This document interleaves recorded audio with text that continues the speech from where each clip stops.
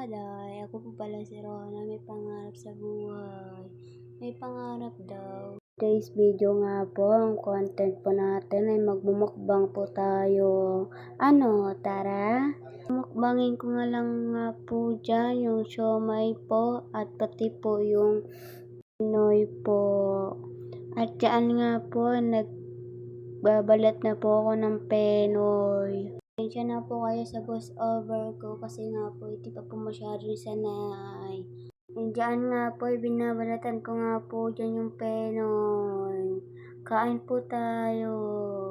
Diyan nga po ay sumilip nga po dyan yung nanay ko. Diba? Ganda yan. Kasi nga po nagdadaldal po dyan yung nanay ko kasi nga po ay alugin ko nga daw po yung ate ko. Alugin ko nga daw po yung ate ko kasi nga daw po baka nga daw po magutom. Po naman po sa nanay ko, inalok ko na ho yan. Kaso nga po ayaw niya. Bakit ko po ba pipilitin kung ayaw po niya, diba? Sabi nga po ng nanay ko ay ulitin ko nga daw po. Para daw po makita niya, baka nga daw po hindi ko inalok. Po sa nanay ko, wag na. Baka doon nga sa pangalawa ay baka umuon na siya. Sabi ko nga po sa nanay ko ay doon na siya. Ay nagbumukbang yung anak mo ay sumisilip yung aswang. Hindi, nanay mo yun. Abay inaasar ko yung nanay ko, abay magkamukha lang naman kami. Natin ibahin yung kwento. Yan nga po yung pagkain na kinakain ko ay dahil po yan sa asawa ho ni mama. Nga po ay pagkarating nga po ng asawa po ni mama ay nag-aya rin po siya lumabas. Bumili nga daw po kami ng pagkain. Abay siyempre naman ako ay patay gutom. Hindi, di ka patay gutom. Diyan nga po ay sige na nga lang ho ako mukbang. Ano ho tayo, kain na nga ho tayo. Kung kayo dyan ay naghahanap po kayo ng Penoy dyan o balot ho, ay dito na lang ho kayo. Kami sa langgam ho ay marami ho balot nagtitinda ho. Kung kayo nga ho ay naglilihi kung buntis ho kayo, kung naghahanap po kayo ng balot ay dito lang ho yan. Kung balot ay dito lang ho mahanap yan, sa langgam ho. Ayan nga ho ay tamang kain na lang nga rin ho tayo dyan. Nga po may part nga po ako na hindi ko po nagugustuhan sa pagkain. Alam po ba ninyo yung siomay na kulay black ho? Abay hindi ko ho nagustuhan yun kasi nga ho ay napakapangat ho ng lasa. Doon po sa pagkain nun na sa siomay ho na kulay black ay di ko ho talaga nagustuhan. Sabi po ay di ko lang ho siguro talaga nagustuhan. Po sa banda yan ay busog na ho ako.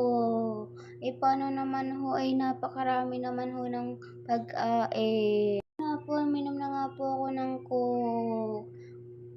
Sa totoo lang nga ho, hindi naman ho talaga ako nainom ng coke. Kasi ho ay mukbang naman ho to, kaya nag-coke na lang ho ako. Yung iba nga ho, hindi ko nga ho alam yung tawag dyan. Ho ay may baboy-baboy ho siya, hindi ko ho alam yung tawag dyan, nakalimutan ko ho. Totoo lang ho, hindi rin naman ho talaga nakain yan. Tinatry ko lang ho talaga. Yan ho sa time yan ay tinatry ko ho. Siguro ho ay pag nakain ho ako na sibuyas, abay niluluha ko ho. Sa tabi lang ho sa mga kumakain po dyan. Nagugutom na nga rin po kayo dyan, ay kumain na rin ho kayo.